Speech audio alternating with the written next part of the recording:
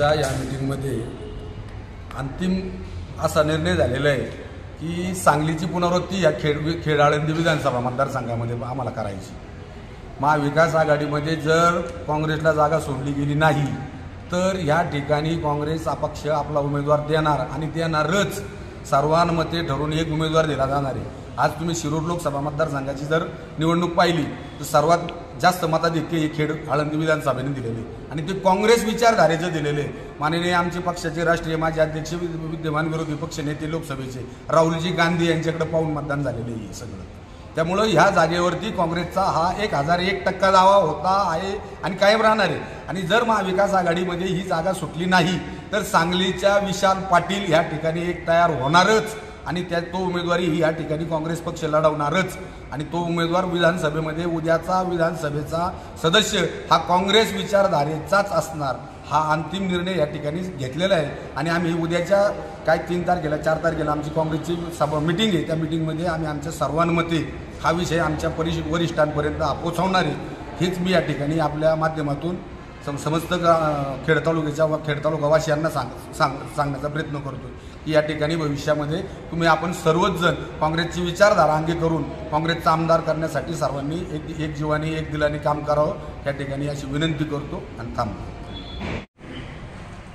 आज सकाळी 11 वाजता खेड तालुका युवक काँग्रेसच्या वतीनं चाकण ग्रँड या ठिकाणी एक युवक काँग्रेसची मीटिंग आयोजित करण्यात आली होती। त्याच्यामध्ये आपले खेड तालुक्यातील विधानसभेची जागा खेड काँग्रेसला सोडण्यात यावी अशी आम्ही आग्रही मागणी आमच्या निवेदनाद्वारे जिल्हा काँग्रेसकडे केलेली आहे। त्याचप्रमाणे जिल्हा काँग्रेसने आम्हाला जे काही कार्यक्रम दिलेले ते पार पाडण्याबाबत आम्ही सर्वांनी चर्चा करून प्रत्येकाने त्याबाबत सर्वांना आदेश दिलेले आहेत आणि इथून पुढं सर्वजण काँग्रेसचं काम करणार आणि विधानसभेला काँग्रेसच निवडून येणार ही मी आग्रही मागणी केलेली आहे।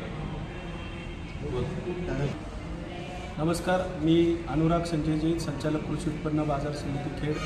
आज चाकण ग्रँड या ठिकाणी युवक काँग्रेसच्या पदाधिकाऱ्यांची मीटिंग या ठिकाणी संपन्न झालेली आहे। या मीटिंगच्या दरम्यान चर्चा करत असताना इथून मागच्या काळामध्ये महाविकास आघाडीच्या माध्यमातून आघाडीच्या माध्यमातून या ठिकाणी ही जागा राष्ट्रवादी काँग्रेस पक्ष या ठिकाणी नेहमीच लढत आलेला आहे। परंतु राष्ट्रवादी काँग्रेसच्या विभाजनाच्या नंतर या ठिकाणी काँग्रेस आजही तालुक्यामध्ये एकवटलेली आहे आणि म्हणून या विधानसभेच्या पार्श्वभूमीवर काँग्रेसच या जागेवरती दावेदार असल्याचं आमच्या सर्वांचं प्रकट मत या ठिकाणी आहे।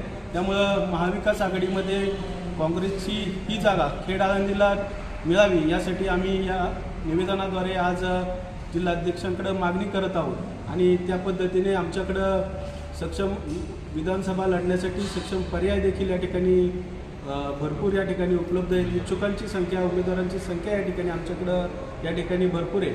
त्या माध्यमातून आमची या ठिकाणी महाविकास आघाडीला विनंती राहील की खेड आळंदी विधानसभेची ही जागा काँग्रेसच्या उमेदवाराला म्हणजे काँग्रेसला सोडावी अशी या ठिकाणी विनंती राहील। नमस्कार, मी जया मोरे, पुणे जिल्हा लीगल सेल अध्यक्ष। आज युवक काँग्रेसच्या मार्फत आम्ही एक बैठक आयोजित केली होती। या बैठकीमध्ये विधानसभेची मागणी काँग्रेस पक्षाकडून खेड तालुका आळंदी विधानसभेसाठी केली जाते। तर निश्चितच आमच्याकडे अनेक इच्छुक उमेदवार आहेत आणि निश्चितच या काँग्रेस पक्षाला पुढचा काळ हा सुवर्ण काळ असणार आहे। त्यामुळे आम्ही उमेदवाराची मागणी करतोय आणि आम्हाला इथली उमेदवारी मिळावी अशी इच्छा आमच्या सर्व कार्यकर्त्यांतर्फे आम्ही जिल्हाध्यक्षांकडे पोहोचवणार।